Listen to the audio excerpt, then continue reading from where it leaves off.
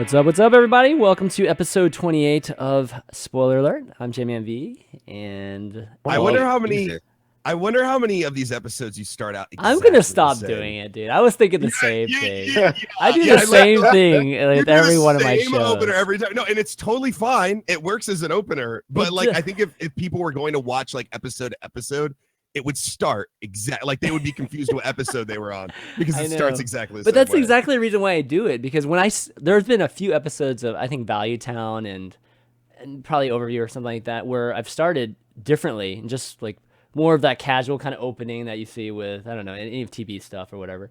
And every time I do that, I get feedback like, "Oh, it'd be nice if you introduced everybody and we like knew who you guys were and stuff like that." I'm like, "All right, I just go back to doing this again." No. It's totally fine. It's just the what's up, everybody.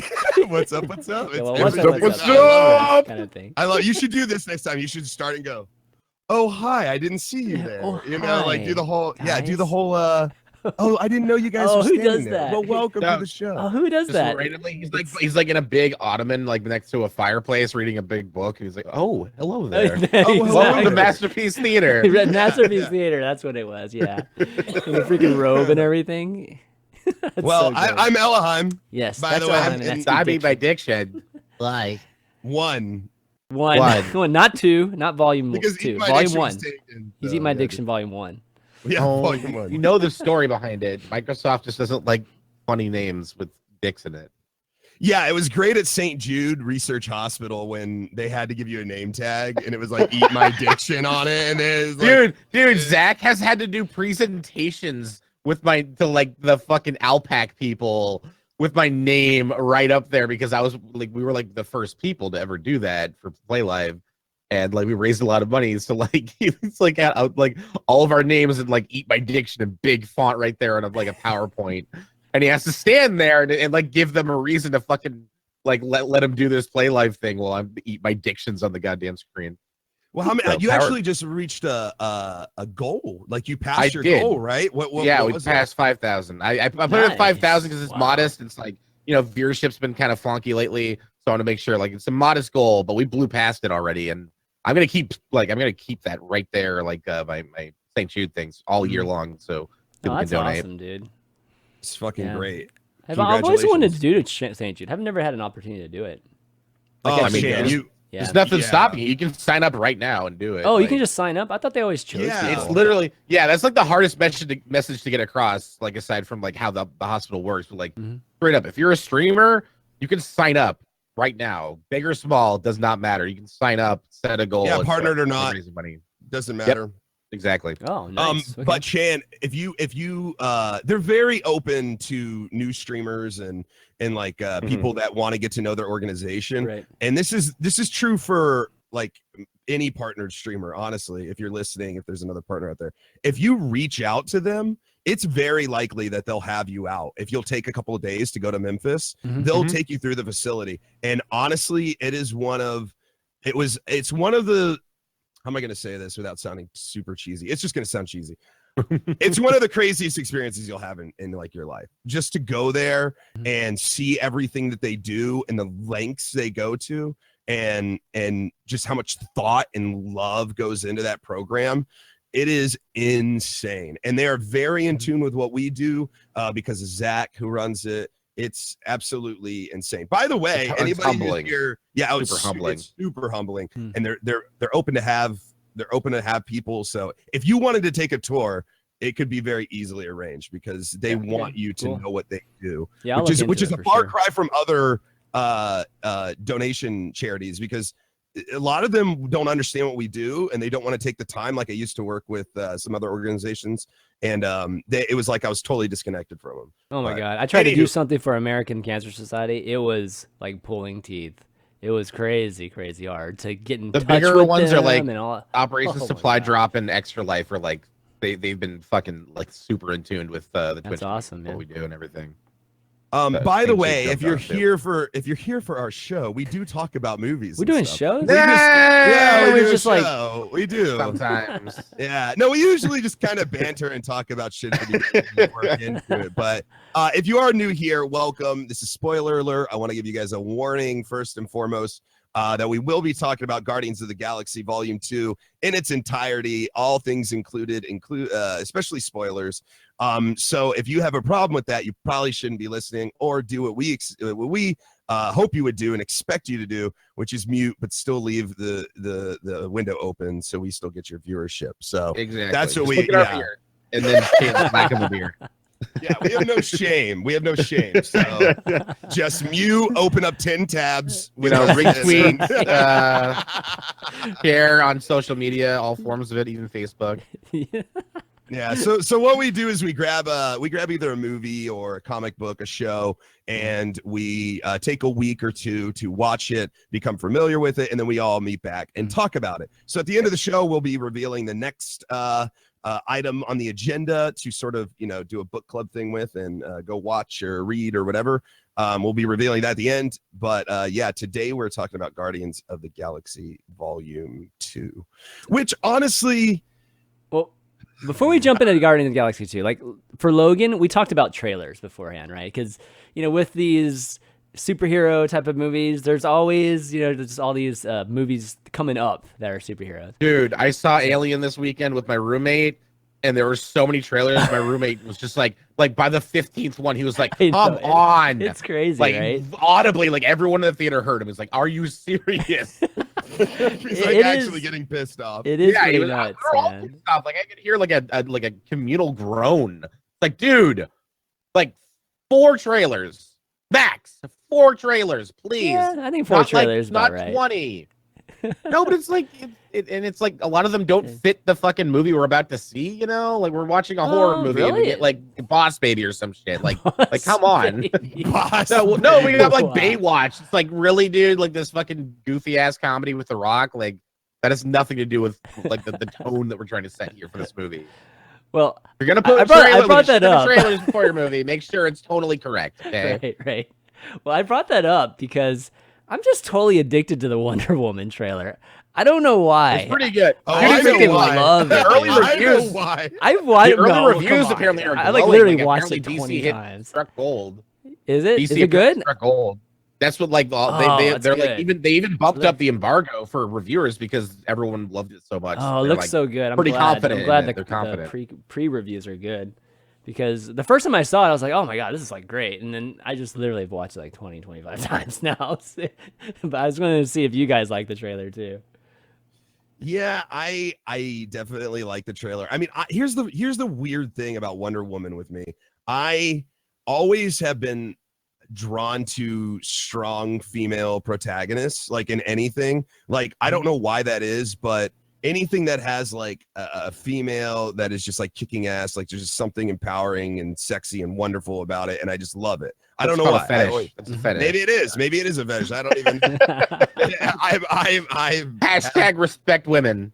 I will absolutely fetishize this 100%. But I mean, even in like games that I play and MMOs and everything, my audience knows I always go with females. Like I always do. I just think that they're more interesting than guys when it comes to main characters, especially when they're like combative and stuff. Yeah. So, like I was all hyped for Sucker Punch. I love the Kill Bill series, not Hit Girl, but Kick Ass, all that stuff. Mm-hmm. But for whatever reason, I've never liked Wonder Woman. And I don't know why it is, but I just have never been drawn to Wonder Woman as like a protagonist, strong female character that I'm like, yeah, I don't know why. But the trailer actually looks really good. And for whatever reason, I don't see Wonder Woman.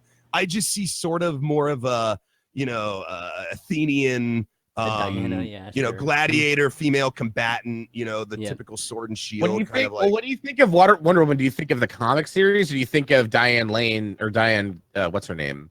The original like 70s TV series. Victoria Principal. He basically will just like fake punch dudes and they fly into walls maybe, and then she spins around and turns into Wonder Woman. Right. Like it's cheesy as shit. And it's hard to respect. The black hair, bright colored, like Silver Age type, Wonder Woman is what I see when I think of Wonder Woman. Gotcha. And this is kind of bringing her more into the realm of, like I said, like a gladiator type thing, or an Amazon, which later on she, even back in those Linda old books, Carter, thank you. I don't know why I said Linda Diana. Carter. I said Victoria Prince. Yeah, actually, I was wrong too with no. the There's another Wonder. It was Wonder Girl, I think, series where the actress name was Diane, I believe. I was thinking the wrong one. There's like two of them from the 70s. But have you played Injustice though, right? Actually, I haven't. Oh, dude. No, not even the new one, like the old Injustice. I never even played the old. I'm not really a fighter player. No, but like play it for the story mode because it's got really kick-ass cinematics. Really? And like it's got like a full story for like most of the characters. And Wonder Woman in that game is a fucking badass, and she's got she really is good, a badass. special that's the move. thing. I mean, she is, but like, yeah. It wasn't until Injustice that you really got like they fucking made those DC characters way cooler than they ever show up on fucking screen or even in the comics. Like, it's badass. There was another game that had like really cool cinematics that were in it that I thought were just fucking incredible. DC Universe Online, actually. The cinematic was really fucking good. And it's like all of the heroes being killed and stuff, like by like rampaging like evil Superman and stuff. Like it was fucking awesome. It's like you see Batman Bizarro getting like you like literally like see Batman getting killed with like a baseball bat by Joker, and like Superman like just eye blasts what's his name? Was it Black Adam? I think his name is. Anyways, he just like eye blasts him like in his face. Like, it's crazy. I was like, oh shit. So Injustice, I've seen some of it, and it looks sort of like that, where they're like, I guess some of them go evil or rogue, or I mean, I don't know the story, but that's what it seems like. It's the storyline where I think it's after Gods Among Us, or the Injustice series, where I believe Superman and a bunch of like the Super Friends or whatever, the Justice League, decide that they need to start like this like it's kind of like an internment camp for metahumans, so they can keep track of them and like basically govern them. And then the other side of the universe is like, that's fucked up. You're basically like, Superman is a dictator now. Like, this is fucked up, and so they clash about that. Wow. Okay. I'll have to check it out. Lex Luthor's in there, and like Batman's Joker, all that shit. Dude, I love game cinematics when they're like awesome. Yeah. Like, I love it. I love watching that shit. I just watched a Fallout 4 trailer. It was all right. Okay. It was all right. It was all right. Just sorry, Fallout 5. Yeah. Not Fallout 5. Far Cry. Far Cry. I was gonna say. I watched Fallout 5 I'm like, announced? What? Listen, I have been playing Fallout 4 lately, and that is not the first time. This morning I made the same. I said Fallout 3 instead of Fallout 4. Whatever. Far Cry 5. Sorry, Far Cry 5 is what I meant. God, man. It looks. I'm worried about that game, dude. Like, it does not look like. I mean, they didn't show much gameplay, but it's like they really need to mix it up for me to care about that series at this point. It's like the same story. It's like, literally Far Cry 3, but just in Montana with a religious fucking oligarchy or some shit. I can care less about the story, man. I just want to run around with physics. And they did say that the online 2-player is completely integrated in the story now, so you can play through the story with your friend. That's cool. But if they put another fucking tower I have to climb to open up parts of the map, I'm gonna fucking kick it out the window. I swear to God, I am so sick of that. It's lazy game making. Ubisoft, if you're listening, that is lazy fucking game design. For the love of Christ, mix it up. I swear to God, I'm gonna. Spoiler alert: sponsored by Ubisoft. Speaking of lazy design, let's talk about Guardians of the Galaxy. Yes, let's talk about Guardians of the Galaxy. Given that's what we're supposed to be doing this episode. Calm down. Okay, I really liked it. I loved it even. Okay, this is going to be an interesting discussion. All right, so I guess I loved it, but here, let me give you a caveat. Okay, I loved it, but then I walked out of it feeling like I wasn't as like blown away as the first time, like when I first saw the first one, and I think it's because the first one was so fucking unique for Marvel. Like, it was a space opera. Like, we didn't have to see another goddamn origin superhero story, right? Like, it was like Peter Quill was already fucking. He was a Ravager. Like, he was already had like his fucking tools and shit.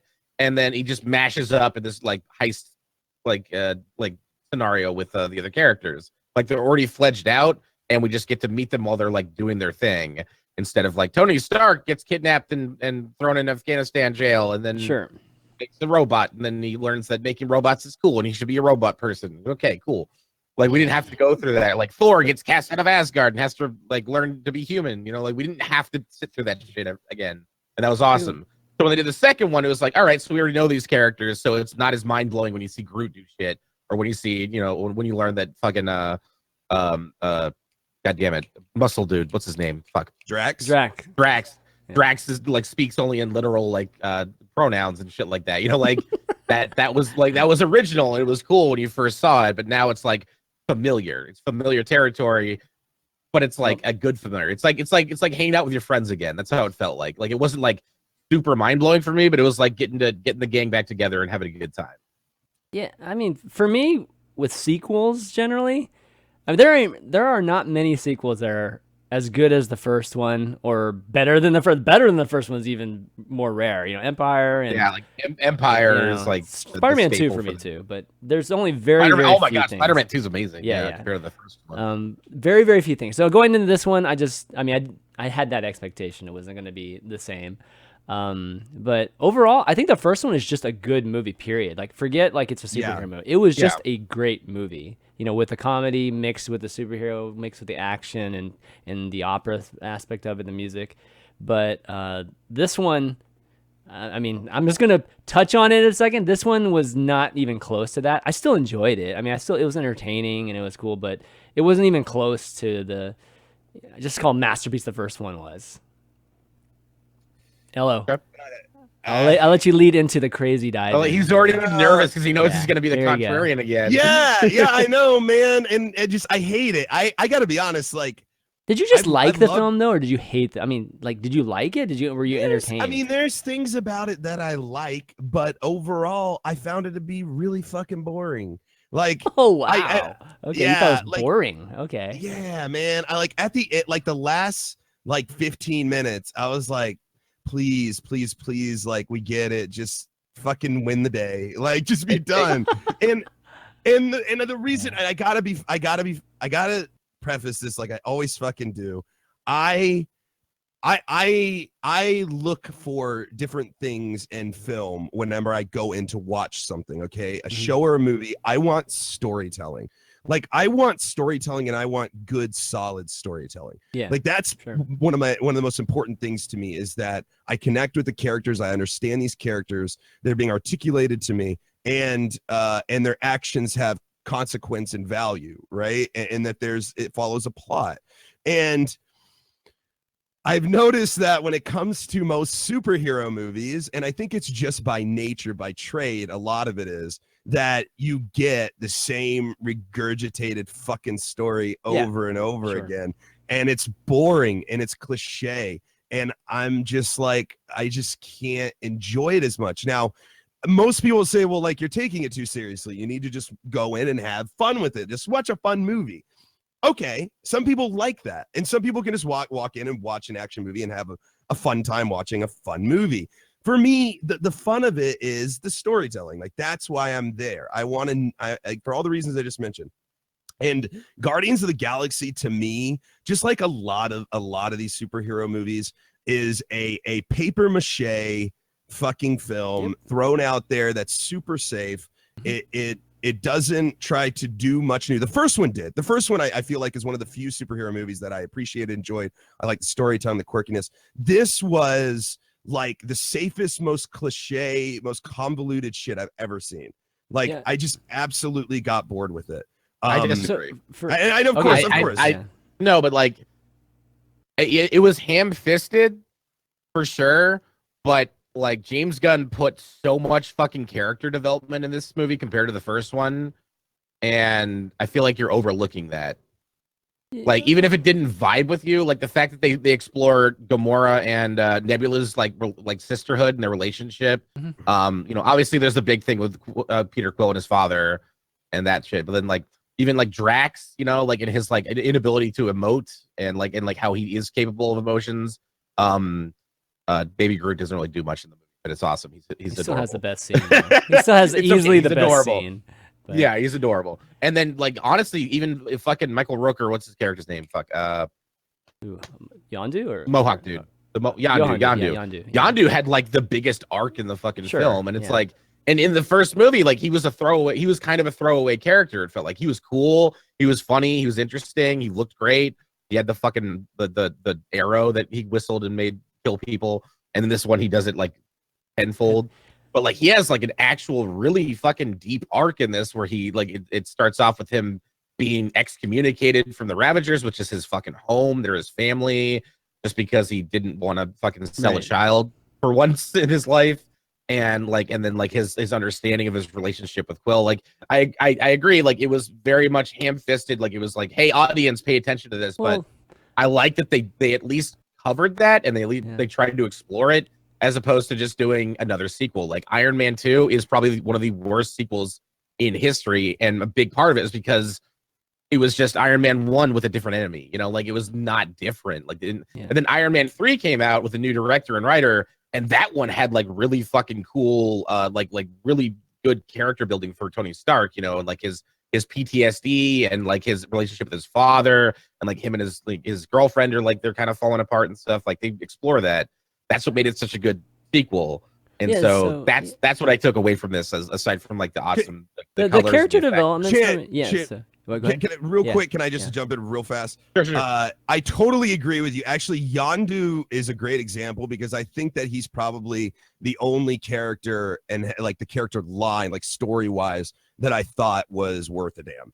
Honestly, Sure. The scene where you know he grabs him and saves him at the end, while it's a spectacular and cliche scene, I did appreciate that he said, you know, I might not be your father, but I'm always going to be your daddy, you know, and he saves him. I think it's an important message for people, especially this day and age when there's so many families. Dude, I'm adopted. I'm adopted, so that hit me like fucking hard. Yeah, and I thought that was an amazing scene. I thought the line came out really, really well. Like everything about that scene I liked. So I can agree with you on that specific point. Yondu, I agree, was okay. He is not my complaint at all. So I mean, sorry, Chan. Just to kind of like give a comment, just on y'all's first is, I think the character development was good, you know, in terms of the script. But the problem with doing like 6 things all at once in a single movie is that none of them end up really taking over the movie, and you know, like the audience doesn't really leave with that kind of storytelling thing that you're talking about, Ello.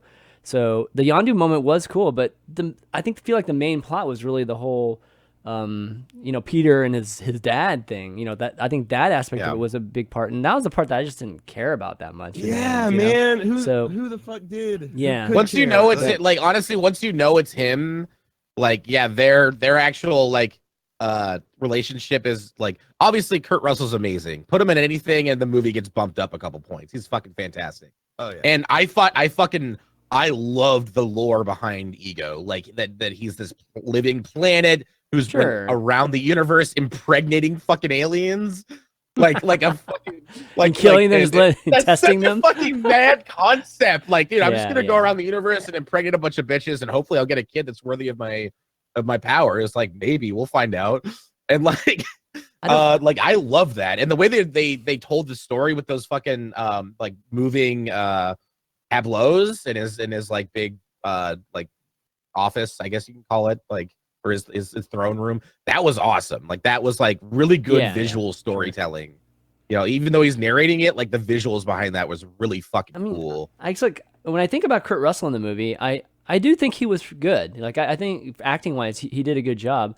I actually think that Chris Pratt wasn't great in the movie. He seemed a little muted. I don't know if it was the script he was given. Movie. Yeah, he just was. He was the main dude in the first one. Like, absolutely, a lot of that might have been that might have been the point, because like every Marvel movie is like, you know, usually, unless except for Avengers, even Avengers, it's like it's Tony Stark's show, you know, like it always is. Yeah, but it's Tony Stark and Captain America, and then everyone else is kind of boilerplate like themselves. So it was kind of like in like an opposite perspective of that. It was kind of cool that Peter was not the fucking star of the movie, and that everyone got a lot more screen time and they got their own stories, and that.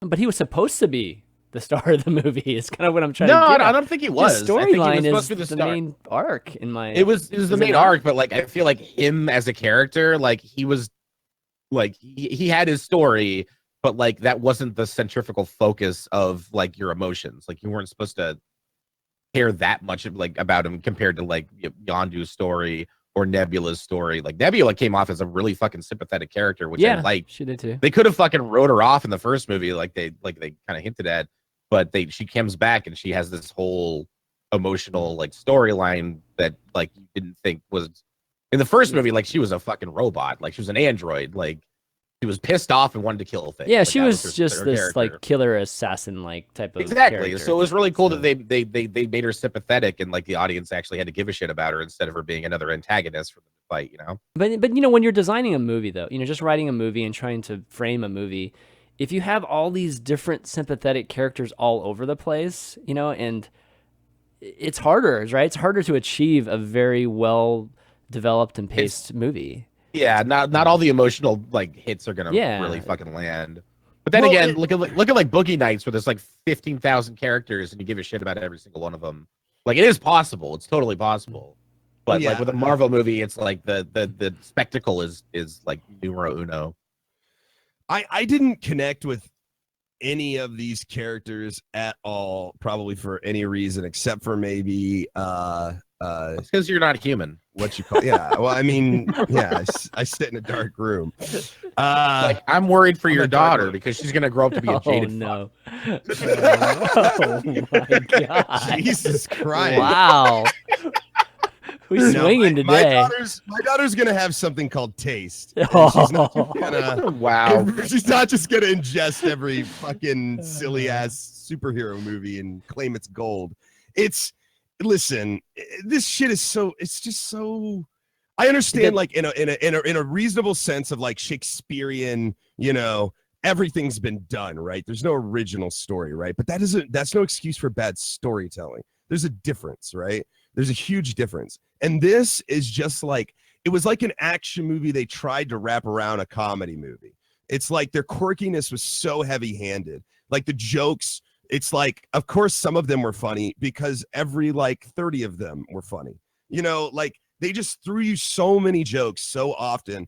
And even joking in parts that like you're supposed to have some sort of emotional connection to what's happening, they're still cracking jokes. And I'm just like, I never take anything seriously that's happening because they never seem to take anything seriously that's happening. At the funeral, you know, for the guy, you know, like he's sitting there talking about Hasselhoff and stuff. It's like, come on, man. Like this is your dead dad. I know this is kind of the way that you are because you're Star-Lord and you make jokes and everything, but have some, you know, brevity for the fucking moment. And we did get that brevity in some way when, you know, the rest of the fleet shows up and shows him that kind of honor and stuff. But it's like I wish this movie had better pacing when it came to when it decided to insert jokes and when it didn't. It was, like I said, just super heavy-handed. And most of them I didn't find that funny. The Mary Poppins thing, fucking hilarious. That was really good. That shit was very so funny. good. Did you On see Mary Poppins, y'all? Like, dude, Michael Rooker like went to Disneyland and took a picture with a Mary Poppins cosplayer, and he's holding the fucking umbrella and took a picture with her, and that's the funniest fucking in joke I've ever seen. Like I love it. I love that. You know that that hilarious. James Gunn actually wasn't gonna do the third movie, and the only reason was because he didn't want to make a movie without Michael Rooker. Like they're such good fucking pals. Every movie he's made with Michael Rooker, and that's like I mean, that's like Mallrats. I mean, I know him from Mallrats back in the day. You know, Kevin Smith movie. He was the dad. Right, you know, who gets stink palmed or whatever the fuck it was. But like, I've loved him ever since. As an actor, you know, just talking on like an acting, you know, level, I'm a big fan of his, and I'm glad that he went from such, you know, really humble beginnings to being in, you know, just an absolute blockbuster film. But not only that, he's one of those actors that's usually a side guy, but in this film, like you said, he was kind of one of the centerpieces. He's a big deal. He was a big deal. I mean, look at the scene right here. I mean, he got a huge fucking scene. Dude, right? he had the best action sequence in the entire fucking movie. Like, and that weapon is just I fucking love that. But I mean, I look at a scene like this with all the people falling, and I see stuff like that, and I'm just like, wow, this is so sensational. Like, does everyone that die decide to fall off the side? Like, it's like, I mean, doesn't anybody just die and like just lay down or like stay in the railing or like? No, that's boring. That's boring. I know, but like in that scene, like if you count them, there's literally like, I don't know, like 30 guys like falling over the sides. Like it's like stormtroopers. asking the fucking thugs in John Wick not to get shot in the face. Yeah, like, or the come on, killer man. or something I like They that. have know, to get but, shot in the face. But you understand, like, there's a sensationalism to the shot. They want to set up the shot of his walking, looking cool. Yeah, with all no, the I mean, guys Of course, falling. of course. And the Yeah. shot is more important than like the fucking reality of the situation. I mean, it's or, a music video. Like those scenes are But that's music okay videos. for or Yeah. me. whatever. That And that's particular cool. thing's I like fine that, for me. like, Yeah, and typically I'm okay with that too. Like I did enjoy that scene, but it kind of goes into this overarching point that, you know, I just feel like so much is done to make us feel something, but without any consequence or payoff. For Yeah. example, Drax like going out of the back of the spaceship, okay? Oh, And yeah. he Jumping was out, flying out yeah. there, and it's like, I've got technology that makes it okay for me to float around in space. Okay, cool, man. Pull out your gun, shoot in space, do all that shit. Okay, now we're crash landing. Oh, Drax is still out there. Okay, cool. How's that gonna unfold? Like, man, we should be worried about Drax, right? Because this is a serious situation. We're fucking crash landing on the planet, and there's a guy that's fucking going out there, and then Gamora runs out there and grabs the thing right before, you know, it flies off, and then she's holding on, and it's like, oh shit, now we got two of them. Who's gonna save the day? Nobody. The Drax hits like 100 fucking trees. They crash land in a horrific fashion. Everybody's Well, yeah. fine. No, yeah, Like, well, like, why were no, we worried Drax- to begin with?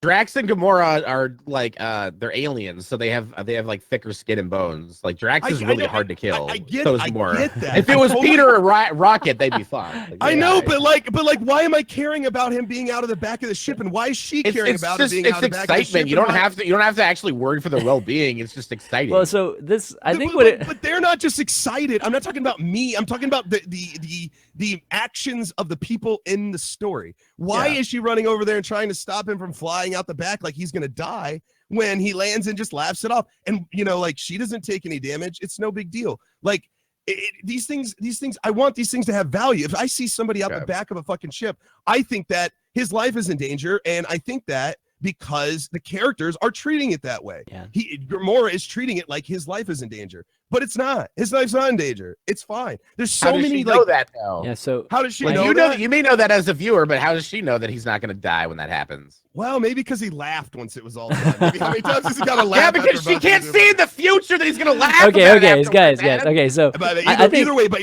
my overall Yeah. point here is that there are so many like I guess I always fuck up the term, but I think it's Deus Ex Machina, whatever, where it's like things just happen and fix everything all the time.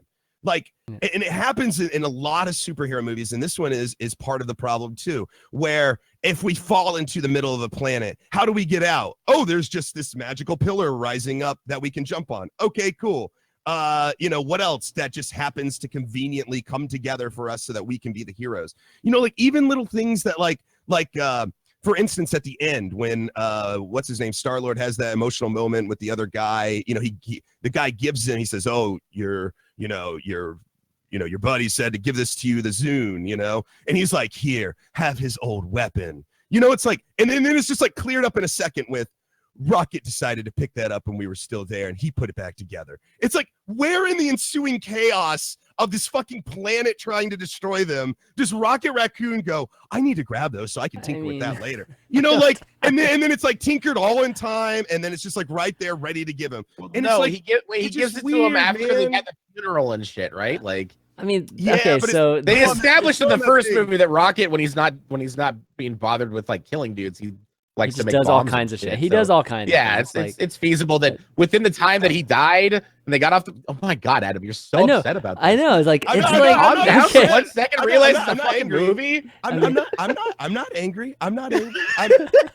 I'm exasperated. It's different. Okay, Like, so It's feasible let to me- believe that within the time frame they got off the planet to after the funeral, that like at least a day had fucking passed or 2 days, and Rocket during that time was like, "Hey, let me fix up this arrow.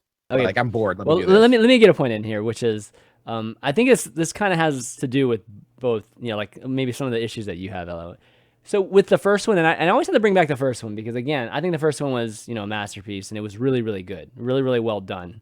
And the issue with this one compared to that one is you know, a lot of those things that you're talking about, Adam, were not in the first one. And, you know, that was, I don't know if that was purposeful or it just happened to be like that. They were never put in situations where just crazy things were happening. It didn't feel like blockbuster, you know, that type of movie. You know, it would still felt like it was this crazy cool opera, and there was still something going on. I think generally with this movie, it just wasn't done as carefully. You know, like they didn't put as much time to really plan things. I'll give you an example of the music. The music was so perfect in the first one, like the timing of it, what they used for it, and that sort of thing.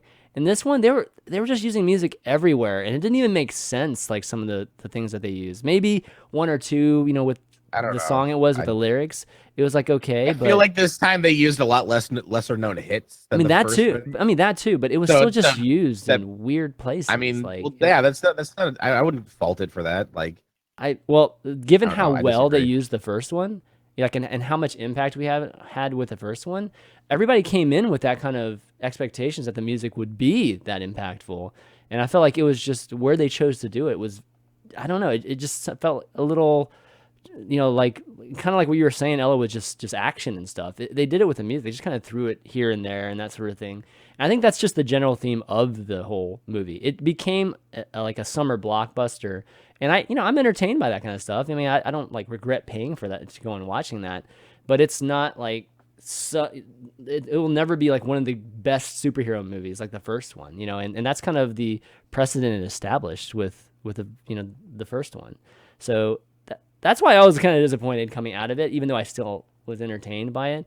But yeah, it just seemed like there just wasn't as much time put into it. Like even the timing of the jokes, and it was just so good in the first some one. of the jokes overstayed their welcome. They had a lot of deadpan humor compared to the first one. Yeah, and you can say Like, like, oh, it's- you could say it's because we've seen that kind of stuff. Like we've seen Rocket Raccoon's, oh, you know, he's trying to pull up another limb again because it's a joke, you know, and things like that. But they can come up with new things, you know, like you don't have to do the same type of things, you know, the same type of comedic lines and whatever that even thread is, right, with what they did in the past. Well, I So think this goes back to what you know. were saying, Chan, though. I think this goes back to what you're saying about Chris Pratt. I think a lot of the comedy wrapped around Chris Pratt. It's Chris Pratt's comedy. Like that it's like it was written for him, right? And a lot of that comedy sort of worked into the first movie because he was kind of the center stage of it. When this movie when he's not necessarily he's one of these centerpieces, he's still a very important part. Arguably the most important part. But when there's so many other things going around, it's like it tried to insert his humor in every scene, even in scenes where he wasn't there. Yeah. Like it had this like, it's like they want it, I don't know any way else to say it. It's like they wanted to have scenes with Chris Pratt in every scene so that kind of comedy can keep up. But without Chris Pratt in the scene actually doing it, a lot of times it fell flat. Like for me, it did anyways. And I don't know. And I'm sorry if I seemed angry or anything like that. Dixon, I'm not angry at all. It's just that I have such a hard. You just got upset over. No, like, no, the I'm little not. I'm things, not upset. really right? small Let me things. explain. Let me explain. No, let me explain though. Let me explain why that exasperates me so. It's because I've never been able to articulate to people exactly how I feel about movies like this. It's very difficult. It's like I understand that we're just here to have a good time and watch a fun movie, and you know, if that's what we're here for, if we're here and we know it's going to be a C-rated thing and we're just going to enjoy a C-rated thing, let's just go enjoy a stupid C-rated thing. But this show is about talking about how we feel about the shows and how in the movies and how we interpret them and what we feel about them. And this is something that I feel about not only this movie, but other movies as well. One of the biggest movies that I try to use as an example is like King Kong. You know, people are always like, you have to suspend your disbelief, you know, to enjoy a movie like that. And I do expend my belief to the point that I believe that there is a giant monkey in the world. You know, like the giant monkey, it runs around and it does giant monkey things, right? Yeah. You know, now the monkey isn't shooting energy blasts out of his goddamn hands, right? He's just a giant monkey. It's a force of nature in the world that we live in, right? But then you get weird things in that movie, like being able to punch raptors in the face, or taking a Tommy gun and shooting bugs off of somebody with a Tommy gun without opening your eyes, and like falling 50 feet or being picked up by, you know, fucking dinosaurs and taking over here just conveniently. Like these things, there's like physics involved, there's natural order, there's, you know, science, for Christ's sake, that keeps some of these things from happening. I can suspend my belief that there's a giant monkey, but when a guy that, you know, weighs maybe $150 at tops punches a 300-pound fucking raptor in the face and the raptor's like, oh, you know, like I'm like, okay, that just doesn't happen. That's not a spinning relief anymore. That's just fucking sloppiness. That's just action for the sake of action, or you know, just spectacular. It's just spectacular for the sake of being spectacular, and that's how I feel about this movie. It's just spectacular for the sake of being spectacular. There's no reason for a lot of it most of the time. It's hollow. It's shallow. Even the love story between those two is shallow and hollow. Nobody even believes it. They don't even believe it. I mean, that's what I was Like, getting at, right? It's just not carefully done, you know? Like it's not carefully done. You're right. And it shows like the holes across the entire thing. I mean, there's even a scene in the movie where they have somebody go pretty much like word for word, like, you know, I am you, you know, like you are me, you know, that kind of, you know, that cliche, like, what's the line that everybody uses? Like it's always by bad people. Like you, like, I know who you are because I'm him too. You know, it's like, okay. So, deep down inside, there's a part of you in like, that's a lot like me or something. Yeah, it's like the scene. How many times have we seen the scene in a movie where it's like, I know that your tough guy exterior is just a facade because you're the most scared. No, stop it. No, this is the truth. Okay. I'm gonna say it right now. You know, like, no, don't say it. You know, oh, you got to the core of me. We are alike, you and I. You know, that kind of thing. I'm like, God damn it, man. Like, can't we be more clever about this? And like, I know it comes from the comics. I know his name's Ego, but can we be more clever with the names even? Like Ego, oh, a planet that wants to take over all the other planets. You know, like, okay, I get it. That's part of the comic, though, right? I mean, I know that's again, and I said at the beginning of this, in my defense, a lot of this is unavoidable in a way, right? You can't stop calling Ego the Ego because he's Ego, you know. But in itself, it's childish. It's entertainment for kids and teenagers, like not for an adult, not for me, you know, maybe for other people, but for me, I feel like, and I had this fucking kid next to me that was laughing at every goddamn thing that happened. Like, and that got super annoying because every joke he's like, I'm like, kid, you must be fucking, yeah. And he loved it, and he fucking loved it. And I realized that this movie was fucking made for him. Of course he fucking loves it. And teenagers, and that doesn't mean adults can't appreciate it. They can't enjoy it, or it's wrong to enjoy it. There's nothing wrong with enjoying it. But for me personally, I need something a little more adult. I need the dots connected a little more. I need to know what's going on. I don't need just some hollow fucking will we or won't we, you know, cheers. And even if you mention it in your movie, that doesn't make it any less pathetic to me. Like, it's just a shitty attempt at romance. Like, I felt nothing for those two characters. I don't care if they love each other. Even in the first movie, I didn't. There was a romance. I mean, yeah. No, he fucking wants to bone her. Remember it. He doesn't care. That's their romance. Like, I think I agree on that. I think it feels super like shoehorned in. Like, oh, we got to have some sort of love story in here. Like fucking Thor and Natalie Portman. Like, dude, I never bought that for a second.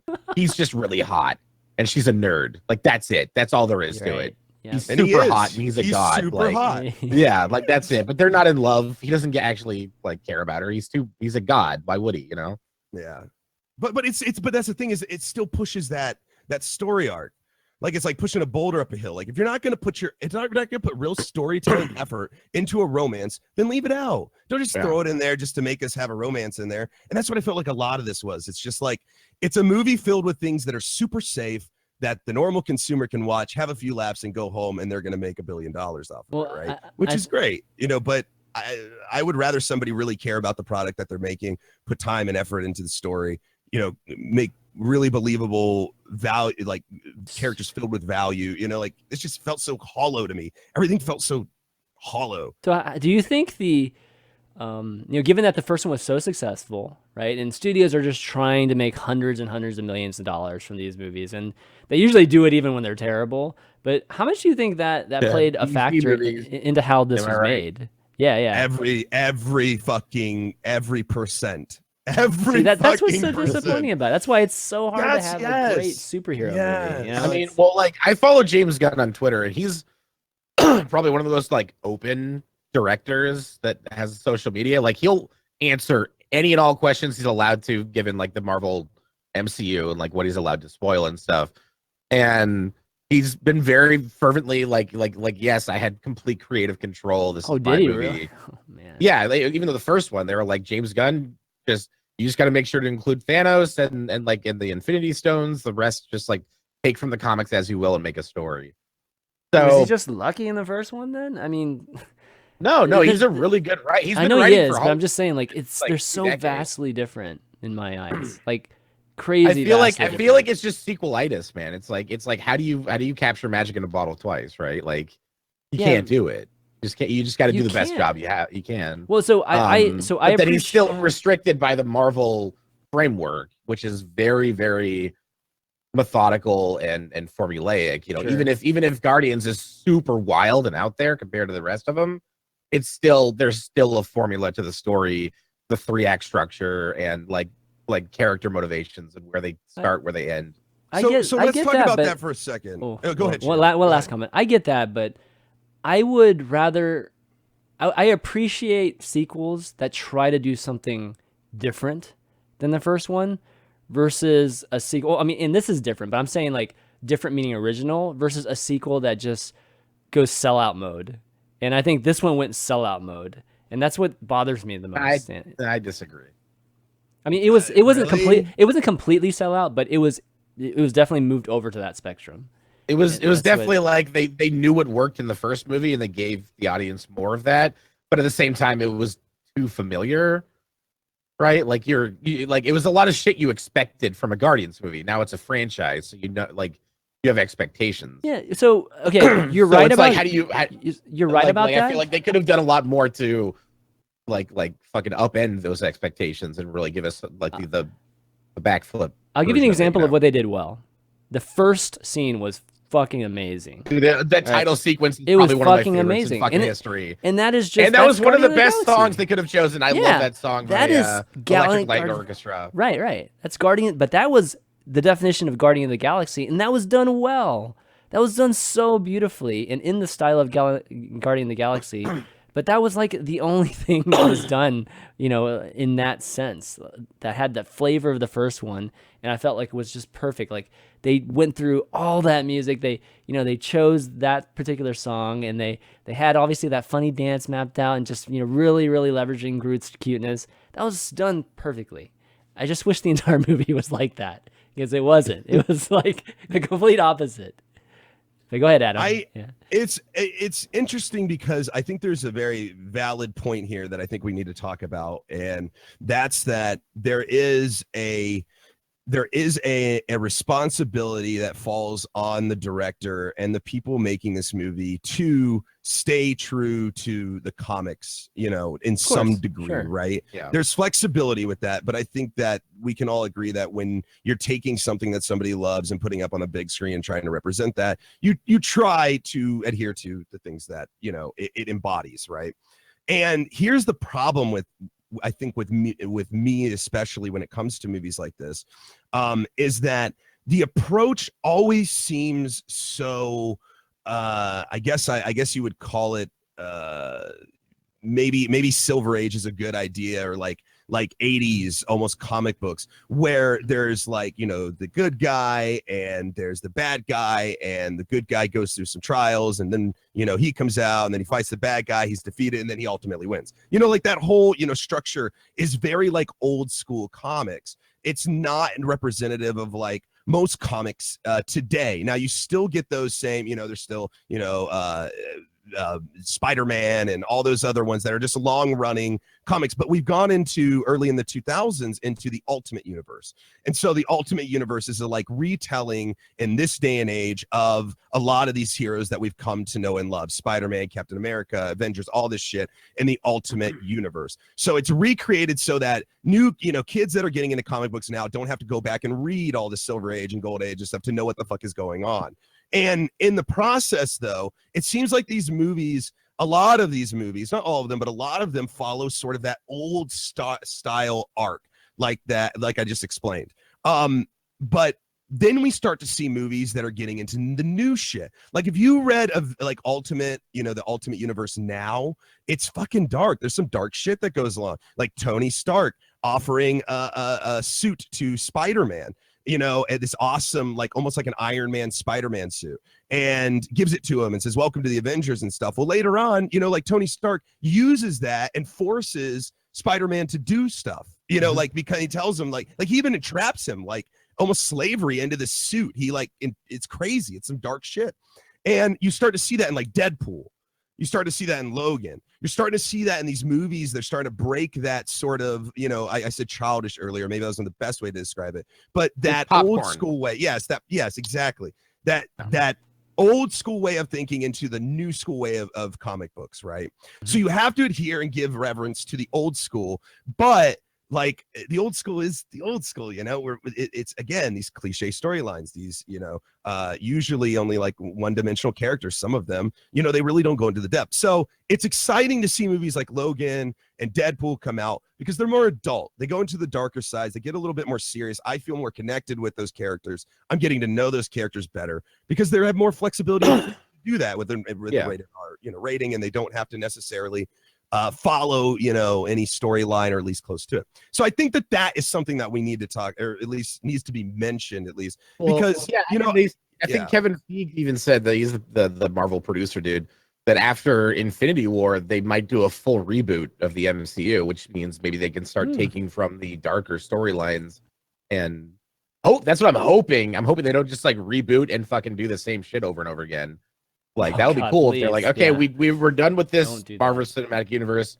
We're starting a new one, and we're gonna take from the super dark storylines, the really fucking like nitty gritty, like character like driven, 3-dimensional like versions of these characters you probably already know from our movies, and now we're gonna do like a weirder version of it. Like that would be really awesome if they did that.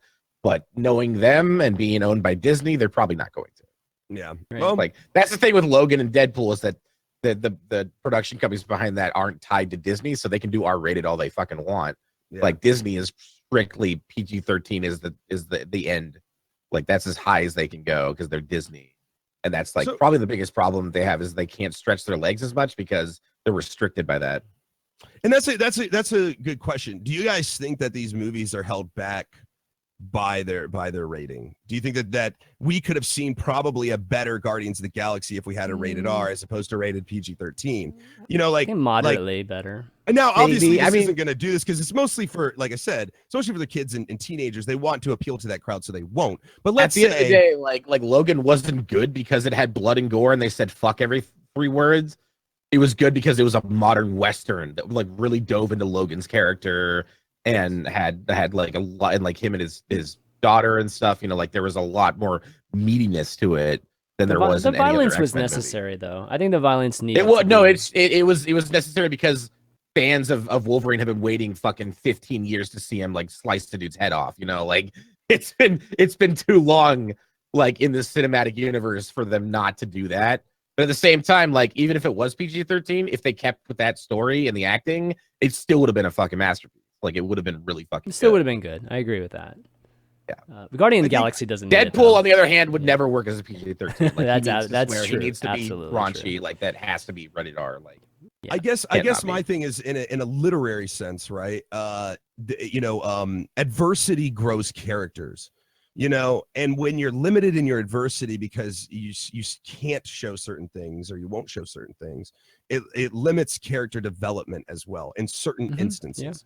Yeah. Not across the board. There's definitely ways to have character developments and whatever, but in a movie that presents so many conflicts so quickly, so often, you would feel like you would learn more about these characters and their decisions and how they handle these things and the values that they get from them and how it shapes them or changes them.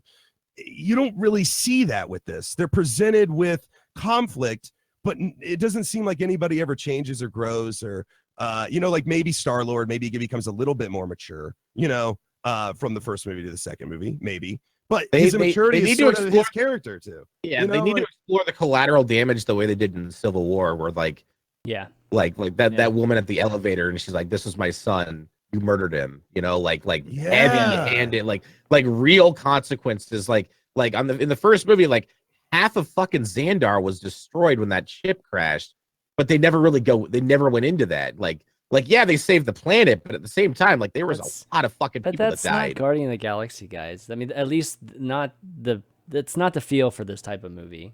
I know, but like they still get dark and emotional from time to time, even in the first movie, when they like fucking Rocket's drunk and he's like getting upset because people are calling him rodent, and he's like, I didn't ask to be made like this. Like Like but that was that's pretty spot. like Yeah, that was that's- dark. Yeah, there's But definitely it's like if they spot. can go that dark into it, like they can get even darker with like, okay, like some people fucking died and you didn't save them. You were trying, you did your best, but you didn't save them. And I feel like they didn't drive that home enough. Like that could have been a really good driving force for them to be like, maybe in the second movie they're trying to be more careful, you know, like they're really trying not to cause too much damage, but then it ends up happening because Rocket's a fucking like loose cannon, you know, and Groot's a baby and doesn't know what the fuck he's doing because he's stupid. Like that would have been a bigger motivator for me to care about them as characters in the second movie if they like really knew what was at stake every time they go when they do these like these quests, right? Well, there's Or like even the back and forth with the control of the ship, you know, like you had adversity, you had, you know, little dissension among the ranks of the group, you know, but that's never really explored or figured out or even overcome. Like it's never really addressed at the end of the movie. Yeah. Like, you know, you see what you think. What normal literary characters would do is they would have this back and forth. I want to be the leader. I want to be the leader. I want to be the leader. That kind of thing. They would have this argument. You know, they put the whole damn crew's life in danger. You know, supposedly. I guess Drax is okay after crashing, and Gamora, I guess it doesn't really matter. But supposedly their lives were in danger. But the thing is that like they have a little argument and they still snip at each other, and nobody learns anything at the end of the day. It's not like they learned to work together or to allow each other to, you know, they didn't grow as characters or come to some understanding. It was just, they just threw it in there and then it was never really resolved. So overall, just with let's just talk about the arc of Guardians of the Galaxy, right? We know there's there's not that many left, right? The whole Thanos and all that storyline with the That's Infinity War is gonna finally like give Thanos his day as the antagonist. Right. It's coming up though, right? It's like in a year or something like that. So yeah, so they got Spider-Man, Black Panther, Doctor Strange 2, Thor, and then Captain Marvel, and then it's Infinity War, and then Guardians 3. I think that's like all they have left. Yeah. So with Guardians 2, because I knew what the eventual, or at least what the arc was going to be, I was really surprised there was no talk of Thanos or Infinity Stones or any of that, right? Because we ended the last one with the Infinity Stone, right? And him. That's because Thanos gave up on like that part of the galaxy. He's moving towards Earth. Oh, okay. That's where Infinity War is going to be. Yeah. Oh, I see. Yeah, so when it felt more of like a throw-in. This one was just like a when Ronan failed and then Nebula abandoned, like both his daughters abandoned him, like it was assumed that he just gave up on that part of the galaxy and decided to move on. Okay. I guess that explains it. It's just, I guess, from the standpoint of folks that don't know the comic, it felt like a completely different storyline, right? This was like I think people will go from like Volume 2 thinking that Volume 3 will just be some kind of separate, adventure that these guys have, right? But it's going to end in the next one. Yeah, they're going to be in Infinity War. The Guardians are confirmed for that. Yeah. And then after Infinity War, that's when Guardians 3 takes place, I believe. Oh, I see. Okay. Got it. Yeah. Yeah, I liked Drax more than I thought I would. I did too. I will say that. I did too. I love him. He's almost as adorable as Groot, honestly. He really is. He's precious. He's a precious flower. He is precious. And I did end up liking him more than I thought I would. Just because I didn't really like Drax from the first movie very much. This one, he's more like a Gimli, like just the hearty, fun, like comic relief. He's the Gimli of the movie, right? Yeah. We haven't even talked about Mantis as the new character, or the gold people with their fucking video game ships. Yeah. Which honestly, I love that. I thought that was an awesome kick to gamers. Like, oh my god, that's hysterical. They're all standing around watching him get the high score and shit. And he fails and like, you suck. Like, you suck. I love that. That's like classic James Gunn, just like fucking like locker room. That is the future of streaming. Yeah. Totally. It's just your fans sitting behind you, you try to kill people Ender's Game style, and then they just critique the shit out of you. Honestly, I got really tired of all the trailers, and like I felt like they were giving away so much of the story. It was refreshing that like the antagonists you thought they were fighting like from the trailers was actually like just a nuisance the entire movie, and they're failing left and right. Like I thought that was a really good like gotcha to the audience. Like, yeah, you thought this is gonna be their foe. Like, no, it's just some bitch that doesn't know what she's doing, and she's just really pissed off. Like, that's it. Yeah. But they're probably going to be back, though, right? I mean, there's definitely... Yeah, they teased at the end. Yeah. God, there was so many fucking post-credits. But it was really good. They, Yeah. fused them in with the actual credit sequence, which I liked. Yep. And apparently James Gunn, after the first movie, people are like, we love post-credit stuff because he had the Howard the Duck in the end of the last one. And so, he was like, all right, you guys like post-credits? All right, I'll put, 5 of them. Fuck it. Let's do it. Let's have some fun. And, Howard the Duck. Oh, sorry. Go ahead. He was in it too. He was actually in the full movie. There's a cantina scene, and Howard the Duck's chilling there talking to a girl and stuff. I thought that was hysterical. Yeah, Howard the Duck was the first time I realized I was into bestiality. Was Howard the Duck, because if you remember the old 80s. Fucking Produced by George Lucas himself. Yes. Howard the Duck. Why? Howard the Duck. I barely remember it. I watched There's it. a scene where barely he's remember in it. bed. It's so bad. He's in bed with the girl, and she's like, "I want to fuck you." Right. He bones. right, he right. bones Marty McFly's mom. Right. He bones his mom. Yes. And at the time, as a young, impressionable young man, I saw Oh my god. Marty McFly's mom hitting on a fucking duck, and it was sexy. And I was like, I want more of that. It was all backlit with silhouettes and stuff, and man. romantic jazz and shit. Oh god, took it's so bad. I want to know what it was like reality on suspension. set for that scene. Yeah. What was the set like? What was the mood on set when they were filming that shit? It was The guy's dressed in a green drunk as suit. fuck, and They're all on cocaine. they're all on cocaine. I mean, that was right after the hippie era. It's. I mean, when was that movie? I gotta look. Wait, that was Howard- 86, 87. Was I Howard the think. Duck? It wasn't green screen, was it? It was actually a suit.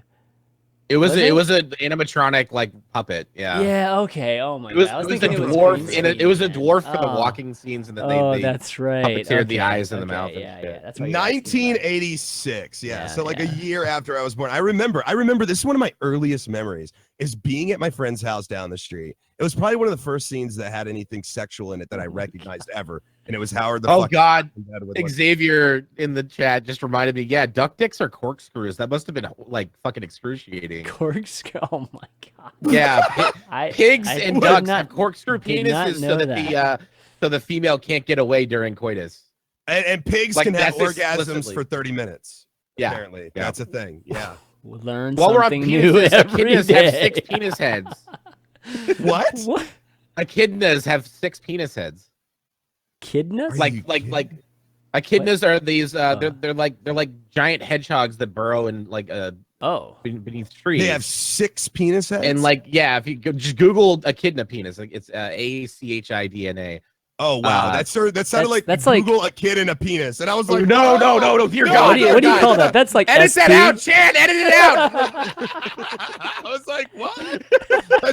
This is getting great. Yeah, welcome to Guardians of the Galaxy Volume 2. Welcome to Spoiler Alert, everybody. We can go from talking about movies to talking about that's animal 6 penises. penis When the heads. echidna gets erect, its penis head opens up like a catcher's mitt, and then there's 6 holes that it can ejaculate from. So like a penis hydra. It's like a face hugger. So, he So could- if you cut off one of them, do 3 more grow back? Well, no, in it's the- one. It's one shaft. It's one shaft that has Oh multiple my heads, God. basically.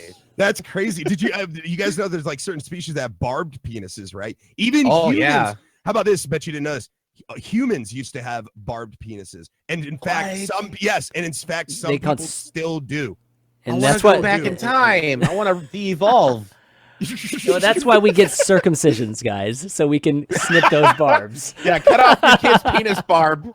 Make sure It's to cut off crazy the that penis barb. there are people out there today they're not barbed in the way that you think that they are. They're very mowed down now, but there are guys out there that have old evolutionary old school remnants of barbs on their penises. It's just still. like a It's crazy. velociraptor claw coming out of the pants. Oh my god! All right. Hey, one thing to remind everybody is that we do call-ins on the show. Go If ahead. you want to talk and- penises, yeah, if you want please to talk call. penises, and Yeah, with 6 heads and everything. Just come over here. Go talk to the Aura King, and he'll get you set up. But Yeah, it's called penile spines, and humans have it. Oh my god. Any penile mammalian spines. species has developed penile spines along the glands shaft, blah, blah, blah, blah, blah. It's fucking crazy, man. Do you know that mollusks, like slugs and snails, have things called love darts? So when they're Why mating, do you know shoot a these dart. things? Because I took a class in high Because school we're about smart, mollusks. Chan. Oh my We're god! Because smart. we understand the biology of the creatures we share the planet with. It's kind of important. So the male snail will like shoot the love dart into the female, and basically kind of like it's like a date rape drug. It lulls them into a fucking complacency state, and so they can get their job done and then make babies. Because Oh, female man. mollusks don't really want to mollusk bone. I guess. morality. Or So how this relates to Guardians of the Galaxy is how Drax's penis is amazing. Yeah, everybody's penis is amazing, including Howard the Duck, which So is do you a think- corkscrew. So Groot is a tree. So you think that he like oh man, like, we don't want to talk about like how he- many like- he has. yeah, he molts and then like his like little pieces float in the air and then just go find a female like tree person to and then impregnate them with the Well, with the it seed? actually probably depends on the pollination of the tree. I mean, trees grow in different ways. Some require, mammals to bury, actual nuts. Some of them have like okay. spores that spread out. I mean, we would have to understand what kind of tree Groot is to understand All his right. sexuality. Theory. So I'm in the theory that he's like a what do you call it when you blow on those plants? Like a and- dandelion. Dandelion. A dandelion, right? So in the first movie, when he opens his hand and all those little glowing things come out, he's ejaculating. Yes, you are And everyone around him right. is just like, It's everyone around him is like, whoa, Everybody's how'd you learn like how to do that? And he can't- bukkake he like can't tell them, everywhere, like- just like He's like, running no, we into just it. crash landed and I got really erect. I'm sorry, I had to let loose. That would have been so funny if you came if at the end of the movie when you saw the teenager scene with Gru, his whole my bed was like God. glowing. The walls are glow spots on the walls. Oh my You don't god! need a blue light at all. Oh, It's jeez. just glowy spore babies All right, everywhere. We might, Damn it. we might It need is to bring fucked up in a because caller. James here. Gunn, like, it is like he was originally a Trauma guy, like the Toxic Avenger. He wrote Tromeo and Juliet, which is arguably their best movie. Like they make Oh, that shitty, movie, yeah. like trash can movies full of fucking nudity and gore and like really bad editing and camera work and stuff, but they're fun. Like they're fun movies. And he wrote his first gig was writing Tromeo and Juliet, which is literally actually a very good adaptation of Romeo and Juliet, like story wise. Like it's very good, but it also includes a lot of incest and mutant people and like weird sexual positions and gore and shit. And so like he'd be the perfect person to like put that joke in there, and he didn't, and that's kind of disappointing. Like he could have so totally slipped that by Marvel and not said a fucking thing, and then we would have come up with that theory, and he would have been like, "Yep." Yeah, exactly. All right, Aura King, what's up on, guys? So let me pull one here. Oh, our fourth member. What's up, Aura King? I've returned. You've have returned. Yes, you Our have. fourth unofficial member of the team. Probably Welcome. one of the most recurring callers ever. We Yeah, love you. exactly. We don't Yeah. give a fuck. Welcome back. I would have been on the last one, but I had work, so unfortunately I missed it. You wanted Okay. to skip that one anyways. It got crazy. What the? It was so long ago. What There's did we even 13 talk about? reasons, right? Reasons why. Oh yeah, that one was yeah. I actually yeah. saw that with my mom. She was just watching, and I was just chilling in the room. That's awkward, man. I'm sorry. Yeah. I was barely paying That's half attention, so Did your mom go, hey, I want to talk about this? And you're like, Oh you just my don't God. understand, Mom. You just Yeah, don't you walk understand. out. You can't How's do school, anything." son? Exactly. thankfully no. She was more like, "What the hell?" Because there's only one episode on at the time, I think, or when she watched it. So she's like, "What happened? Where's the rest?" It's on Netflix. There's It's a- you 13 can binge more. it. There's Yeah. other Well, sides. Of I the... don't know when she I forget when she watches, but Yeah. there was only one episode available at the time. Oh, Okay. weird. But Guardians, you got something to add to the convo? I was like, it's something I mentioned earlier about like movies in the comments. Like, I always personally, I feel like sequels and extra movies basically are never Let me phrase that: are rarely as good as the original, or they more or less just flop. Like I think you guys were saying Terminator 2 was, or not Terminator. Terminator 2 was better. That's another Yes, example. was That's better. another Yeah. example. Yep. Yep. Phenomenally better. Okay, And yeah, then we rarely forget the available. other like 6 exist. I meant Yeah. Iron Man 2. Iron Iron Man Man 2. 2 Yeah, is that was a fucking disaster. I watched it once and I never want to see it again. Yeah, like they either are good but never as great as the original, or they completely like flop. Yep. Yeah. Well, listen. When you're okay, if you guys really look at this movie, okay, do you think that this movie was made? Okay, how am I gonna articulate this? You think this movie was made with the artistic, with the artistic forethought? Like, do you guys think that who was it that directed this movie? James Gunn. James Gunn. Do you guys think that James Gunn went into this movie like, I'm gonna make the fucking best Guardians of the Galaxy movie? Like, I am going to make the best movie I can. Or do you think it was more likely he went and he said, I'm gonna make a movie that is going to try to make as much money as the first or the original? I don't think he's driven by money. I think he's definitely creatively driven, just from like just seeing his interactions with people on Twitter. He is passionate about this comic series. I don't think anyone loves it more than he does. Do you think the movie would be the same if he didn't have that kind of pressure though? I feel like the first time the pressure was to make this wild and crazy movie that's completely different from the rest of Marvel MCU, and that was probably a good driving force for him to fucking get experimental and be weird, because he had something to prove. Like, hey, I guess what, this shit can work.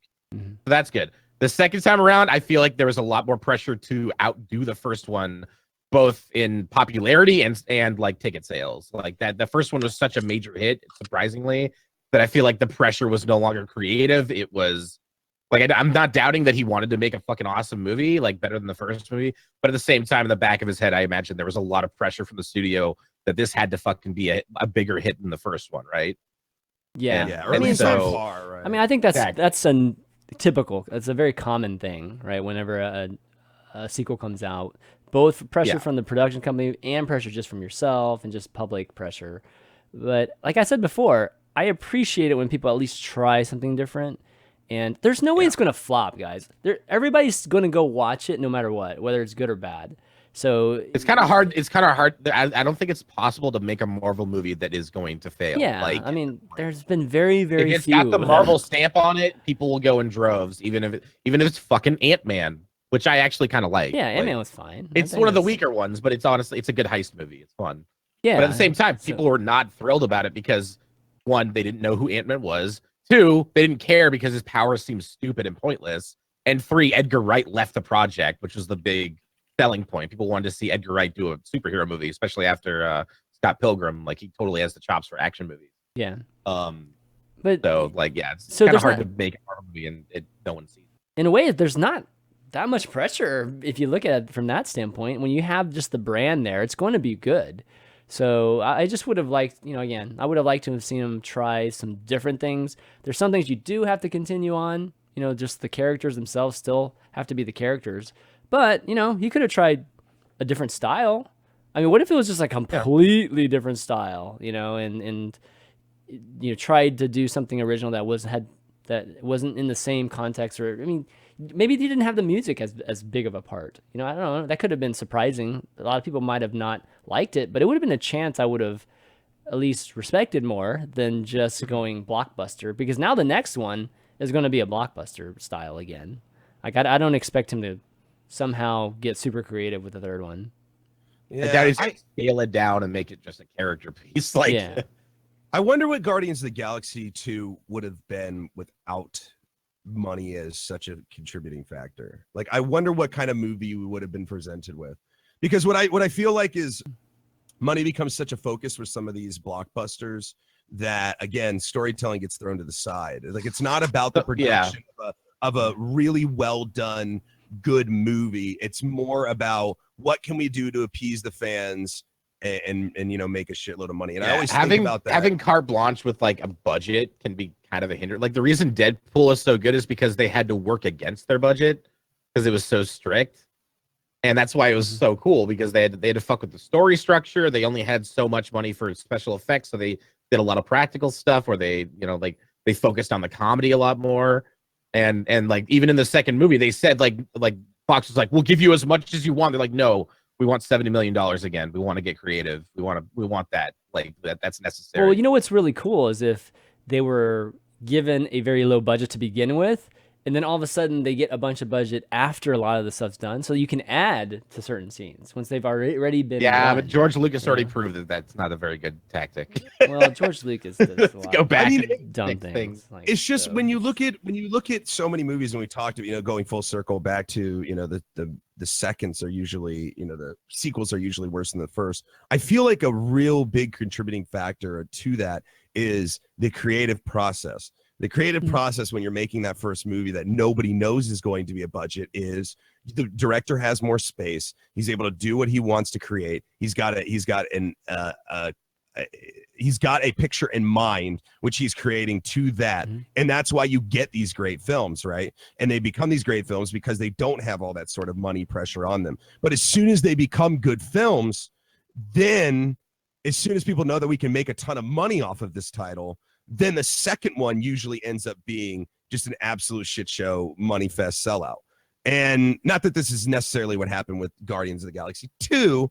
I'm just saying that, like, you see that a lot, and that is definitely a contributing factor. What if we just, what if Guardians of the Galaxy came out one and, he was able to make that movie, and people didn't really think it was going to be as big a hit as it was, and it was a fantastic movie. And then they just backed off and, let him make whatever number 2 is. Just use your artistic direction. Go and make what you want to fucking make. Like it's with anything with fucking art. You got to let the artist work. You got to let him do his thing. No greatness is achieved by people making compromises and looking over some artist's shoulder in a very like Ayn Rand kind of, way. We have to allow these passionate people the space and the resources to create wonderful works of art. And honestly, that's what James Gunn has been fervently like saying on Twitter, on Facebook, on like every time he posts, like that he had complete creative control. Yes, they wanted a few things to tie into the MCU. I think in this one there wasn't a whole lot though. This was just like an offshoot adventure for the Guardians because like the next movie they're going to be is Infinity War. So like they just got to get there across the universe, whatever. Like the first movie they had the Infinity Stones and Thanos, and that was about it. That was the only thing tying them to the Avengers and shit. Well, I mean, if there is the MMU, just the timeline, of all these things happening before the Infinity Wars, then yeah, it's kind of tough. If you don't actually have movies to properly develop these characters and these storylines, then what do you do, right? Outside of just breaking the sequence of everything, like maybe they do Ego later, just that whole storyline, or even just what they did with what's his name, Yondu's storyline. But it felt like that they were trying to keep everything sequential, and they just like pushed everything into this one movie right before Infinity Wars.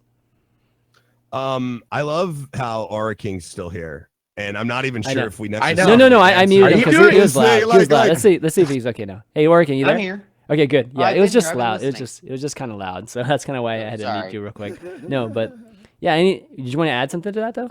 Honestly, no, you guys bring up some good points. I think I should have been clear when I meant flop. Like I meant, like the movie just gets a whole bad review. It was never good as it meant to be, I guess, was what I meant to say. Like but it goes full Suicide Squad and I have completely not watched botches the movie, but any I've heard attempt at plenty being of good. Bad reviews, so It's not Suicide Squad level. That's for It's sure. really hard to fucking fuck up that movie. That movie's god awful. I've heard Ugh. so many bad reviews. I'm like, I don't even want to. I watched watch it. Yeah, I stayed away from it for a long time, and then I was on a flight from PAX East, and it was on my flight. So I was like, all right. So I watched like 2/3 of it, and then we landed, and then it was on HBO, and I was like, all right, fuck it. I'll even though I hated every minute of what I watched, I'll finish it so I can properly talk shit about this movie and know what I'm talking about. And sure enough, it just keeps getting worse and worse. Don't watch Suicide Squad. It's a waste of time. Read the comics. They're amazing. Actually, I thought Suicide Squad was a very well. Of course. Oh my god! You would never live that down. You would never live that down. Oh god! I couldn't help it. Man. Thank you, Co, for the raid, man. We appreciate it. Yeah, thanks, Co. What's I up, really Co? appreciate that. We should get Co to call in. Yeah, that's what I was either call Oh, in you got or- thoughts on Guardians of the Galaxy 2? All right, thanks, that's what Hurricane, we should buddy. do. Co gets done streaming. He's done with his day job, and then he raids us in a nice way, and then we ask him to come back to work. That's right. Hey man, thanks for the raid. You want That's to do right. more things? But we should have Co on the show at some point. Yeah, one I'm of sure these we can days. raid Yeah, some point. it'd be amazing. But If we can get him to fuck up his perfect schedule for one day. Yeah. No, well, I mean, you wouldn't have to. You can do a morning one, and then you can just. That's true. Yeah. Yeah. All right. Any other Yeah. characters we haven't touched on? Well, we barely I even mean, touched on I mentioned Mantis, right? Mantis. I Yeah. loved her, and I thought that at first the way she spoke was really off-putting, and then I like gradually realized that she. I mean, obviously she's an alien and she's an empath, and her only real contact was with ego for most of her life. So like it makes sense that she's socially awkward and stuff. And I felt like she was a really cool character because she kind of represented people on the spectrum, Mhm. you know, with Asperger's or ADHD, Yeah. even autism. Like I don't know if that was intentional, but that's what I got from it, and that's why I Really, liked her a I lot. didn't think about that, but I see why you did. Yeah. For Yeah, sure. like Yeah. it might not have been intentional. It might have been intentional because like definitely the whole adoption subplot was intentional. Like for like that was a story meant for people that were orphaned or adopted and raised by people that weren't their birth parents, you know, like and understanding like, oh, those are your parents, the people that raise you are your parents. Mhm. So that was a really cool character. I feel like I would have liked her to have more screen time doing more shit, you know, like just because What do you mean? She only really She's, did she's Drax's love interest, man. What do you mean? Well, that's the thing. It's like that's what I, and I do. The I have sexual to say, I tension there appreciate is that. great. I have to Yeah. say, I really do appreciate that, though. Like their love story is more believable than Star Yeah, Wars and and even Gamora's, if it isn't like a romantic it's thing, not. they have like a connection, like an Exactly. emotional connection that's way more believable than Gamora and Peter for sure. It's great because they're two people who are 100% them trying their best to communicate between each other with so many barriers in the way, right? Mhm. You know, when you think about humans and you think about, you know, all like even with our language, there's so much that's misinterpreted, right?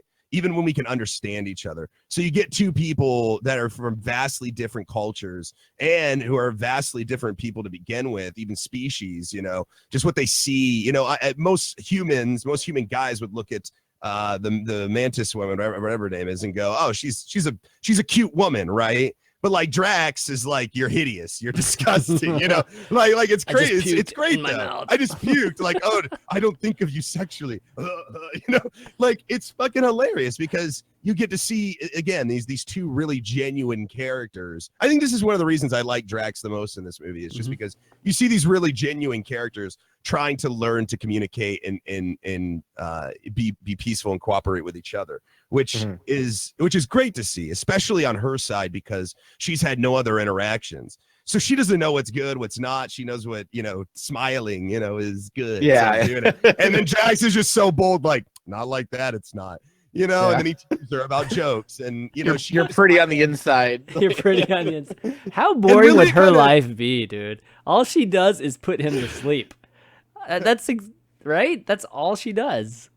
Let's just say I can't believe that's just from touching his forehead. Oh no. Come on, he's a She's a sex god. He slave, gets too. lonely. She's a sex slave too. He's a god. He's an immortal. Okay. Like if you look back at, you know, like talking about cliches and regurgitated stories and stuff. I mean, it's basically the story of Olympus and Zeus. I mean, Zeus used to come to Earth in so many different forms and fucking tons of different people, That's a not good just point. women. I mean, even he came back as animals, fucking people all the time, and he was constantly trying to breed children, but Other most of people them fucking ended animals. up. Yeah, he came. That's how As a Minotaur bovine. got started. Right, yeah, a bovine. Like yeah, I know what you mean. I totally know what you mean. Yeah, no, it's like I know an my actual mythology, story. too. Like he Fucking came down and Zeus became making a minotaurs bull and shit. Yeah. raped a woman. Like it's serious. It's in mythology. But I mean, it's the same thing, right? But Zeus, I mean, if you get rid down to like the real nitty gritty and like all the like mythology, holy crap, Zeus is a crazy motherfucker because he's a god. He's an immortal. There's no consequences. He's at the top of the food chain. He does whatever the fuck Zeus wants. So you have to assume. I mean, a lot of this was based on the same kind of ideology. I'm going to run around and fuck who I want. It's not going to matter because at the end of the day, I'm an immortal. And the only reason he cares about Star-Lord or whatever his real name is because he has godlike power. It's not because he's a son. It's because he's another god or has the potential to be a god. So, yeah, of course she was a sex slave. I mean, he could do whatever he wants. He doesn't give a fuck. He has no conscience. He's a god. He's an immortal. He's on a whole different line of thinking. In fact, I found myself sympathetic to some of his ideals because from his point of view, Somebody who's been around for millions. I mean, you have to Oh, understand this boy. guy's been around for millions of years. Okay. You have you're obviously, when you're immortal, you have a different, point of view. I'm not saying it's right or wrong. What I'm saying is I was sympathetic to his ideals because from his character's point of view, all of this is really inconsequential. What's a day to somebody who's lived for millions of years? What's a life to somebody like that? A normal human 80-year life is the briefest of fucking moments. It's a drop in a bucket. It's not even meaningful. So when you think about it in those terms, he's thinking on a higher level. He's thinking on like, I'm a god. I need more other gods. I need to, do something. I have a goal. So I can understand his point of view. I can understand why he felt certain ways. I didn't even necessarily think he was evil. I didn't even think he was evil. He's a god. He's an immortal. He's not on our line of thinking. He's not on our line of morality. It's like how do you feel like how people feel to cockroaches? Like we have no understanding of what they are. That's all based on perspective, right? Step on them, we spray them with Braid. Exactly. It's perspective. His perspective. Yes. Is way bigger than anything we could even fathom. Yes. So to him, it makes perfect sense. Yeah. Again, it's not even evil to him. He's just like, but it's evil to us, right? I mean, we're mortal humans. Of course it is. I know, but what I'm saying is I'm sympathetic with the goals of the character simply because of the context of what he is, where he comes from, how long he's been around, that kind of stuff. I'm not saying what he does is right. Of course, I feel like morally it's very wrong to kill off entire planets of people. Genocide is very wrong. But when you have an everlasting, all-powerful, planetary god who's been around for millions of years, this can seem inconsequential, which is the same actually argument that goes back to OA, like our episode of OA. That dude's ultimately trying to attain godlyhood or eternal life or some mastery over death. What's a couple lives in the process if he does attain it? What kind of gift could he give to the world? That kind of thing. It's an interesting line of thought. That was one of the better parts of the movie that I liked was that I don't like the father-son thing, and I cringe so hard when they're actually literally throwing the ball with his dad. Like when they're literally I'm like, please don't do it. Please don't do it. Please don't do it. And then as soon as it happens, I was like, oh god, I was the same way, dude. Like the proverbial throw the ball with the dad is like, make it more proverbial, like have a conversation with him, like connect on some way. Don't actually throw a ball. You might as well get a baseball glove too. Yeah, and just go out there. So bad. Yeah, it was pretty bad. But like, I don't like the father-son thing, but I did like the character. I did like Ego as a character. I thought his line of thinking, his motivation. I think he's kind of a good bad guy in the way that again, it's not black and white with him. He's not just evil for the sake of evil. He's not chaotic evil. He's more like a lawful evil, or even like a neutral, like a true neutral. I mean, but is he what is his intentions though? Like his intentions are just to take over the universe with his. He just wants to be everywhere instead of being stuck on that planet. Yeah, so as that planet. I mean, his intentions are not great. That's for sure. They're not great, but at the same time, again, like from his point of view, like that's the universe to him. It's like it's like that's his goal is to be everywhere. Like he wants to be everything and everywhere. He's Ego. Like that's his name, right? Yeah. I mean, that's pretty much. I mean, that is it. I mean, that's it. Yeah. Like, and I really hope that Marvel starts like really, because like the villain in Civil War was so good because you empathize with them completely. Like he wasn't even evil like at all. He was just seeking revenge for his murdered family. Like that's that's something you can kind of respect in a sense. And like what was it? Doctor Strange, that villain was a little one-dimensional. Like, oh, I want to kill the world and rise to a higher power. Like, okay, that's well, it's kind of weird with Doctor Strange because the villain ended up being like not that important at the end, right? Because there was a higher villain that just showed up at the end. Yeah, it was like that Final Fantasy ending where it's like in Final Fantasy games where you get to the end, the guy you've been chasing forever, and then you realize that the true enemy is the evil within him, and you have to go inside. You know what I mean? Like the secret last boss, which is just like essence of hatred, and it's like in space or something. It's yourself. Yeah. It's yourself. Yeah, Prince of Persia, the other mirror, the other side of the mirror. But yeah, no, I don't think he was I don't think he's necessarily evil. Like even Medicated's in the chat are saying definitely evil. He wants to replace himself with it, or he wants to replace everything with himself. Not necessarily evil. Egotistical, maybe. Not necessarily evil. You know, like Because do you when care? you think I, about I it, like, disagree with that. I mean, it's all Well, all no, about but, what like, your actions you're are. thinking of, I mean, you're thinking about like our humans dictated morality, right? Like you're Yes, thinking about the way we exactly. dictate morality. What if that's not the end all be all? Like you don't. I mean, even in real life in our universe, which we still don't understand at all.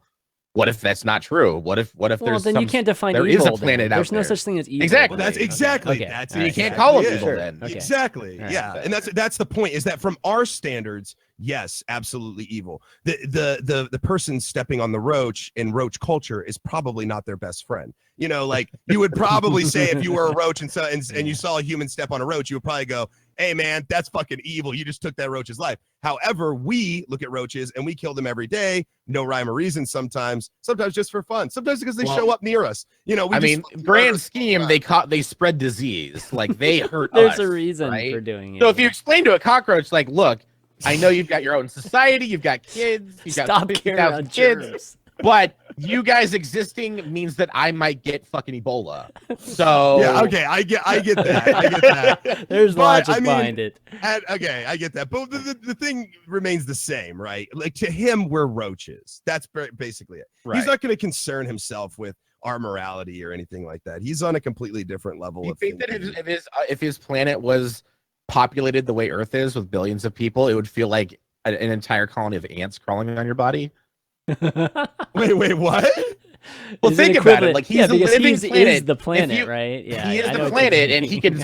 can he can feel everything on the surface of himself. Yes. So if you think about it, if you populated him with like beings like our size to the point that Earth is populated, It'd be like it would ticks. feel like Covered in ants. ticks it'd and be ants. covered in Yeah, ants. yeah, Yeah. Better Like, question. that would fuck even if they're biting you, and they probably are because they're drilling for oil. They're fucking. This is what They're, we're yeah, doing, like guys. they're blowing up mountains so they can create like waterways and shit.